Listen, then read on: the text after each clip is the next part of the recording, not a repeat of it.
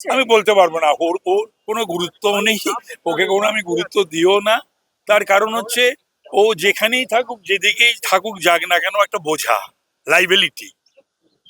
তো সুতরাং এটা বুঝুক যার বোঝার। এই বোঝা বইতে তো ভালোবাসে মমতা ব্যানার্জি। মমতা ব্যানার্জি তো বেশিরভাগই তো বোঝা বইছে, নাথিং নিউ।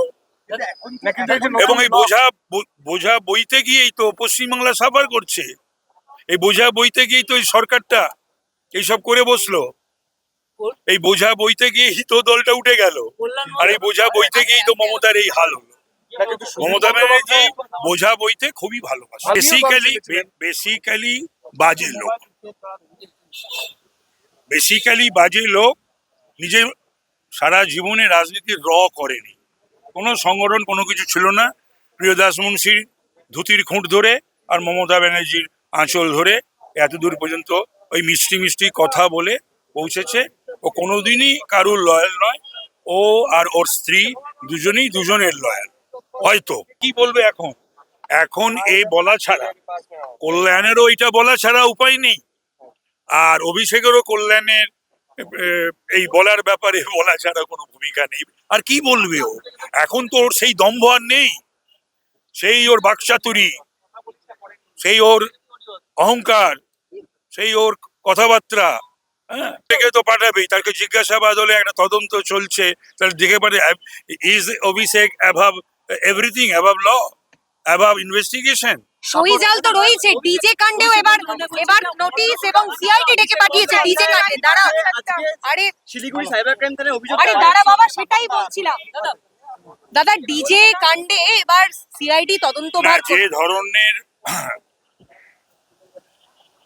উত্তেজনা ছড়ানোর জন্য পিসি ভাইপো এবং আরো অনেকে তৃণমূলের যারা দাঙ্গা ফাসাদ গন্ডগোল রাজনৈতিক হিংসা ছড়ানোর জন্য যে কথাগুলো, যে বয়ান বা যে ভাষণগুলো দিয়েছিলেন, তাতে তো তখন তো আর এফআইআর করলে সে কোনো পুলিশের দম ছিল না সেই এফআইআর গ্রহণ করবে, বা যে করবে তারও ভয় ছিল। তার কারণ তাকে গাঁজা কেস দিয়ে দেবে, শ্লীলতাহানির কেস দিয়ে দেবে, মাওবাদী বলে দেবে। তো সুতরাং এখন এগুলো হচ্ছে, এই কথাগুলো বলা যায় না, এই কথাগুলো কোনো রাজনৈতিক কর্মী হলেই বলা যায় না। আর ওরা দুজনেই এবং অন্যান্যরা তারা সংবিধানের শপথ নিয়ে এই সমস্ত কথা বলেছিল। গুন্ডামি, বদমাইশি, দুর্নীতির প্রশ্নে আমাদের দল ভারতীয় জনতা পার্টি জিরো টলারেন্স। বলছি যে ওর যে অফিসটা, যেটাই ক্যাবাক বলা হয় বা অভিষেকের অফিস বলা হতো বা বলা হয়, সেটা ওর বাড়ির অফিস হোক, গাড়ি ক্যাবাকের অফিস, এগুলো সমস্ত কিছুই তো যা হতো দুর্নীতির কাজ বা অন্যায় ইত্যাদি, সবই তো থ্রু সুমিত।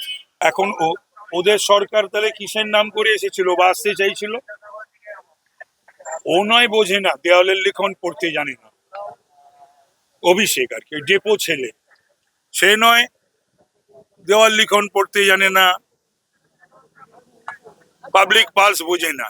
এক সময় বলা হতো যাকে, যে পাবলিক পালস বোঝে, দেওয়াল লিখন পড়তে জানে, সেও তো 216, 221, এমনকি 300 পর্যন্ত বলেছিল।